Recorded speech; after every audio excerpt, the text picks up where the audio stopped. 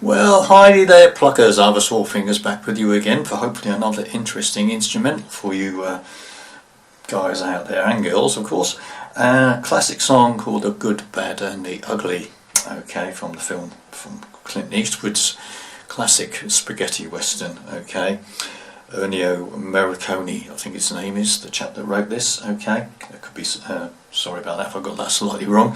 So hopefully that was my quick playthrough of my arrangement for this song. Obviously it's just repeated again, the whole thing twice sort of thing. I just played half of the song for you there. And I'll be hopefully back with you shortly with the breakdown. Thanks very much for watching and listening. Bye for now.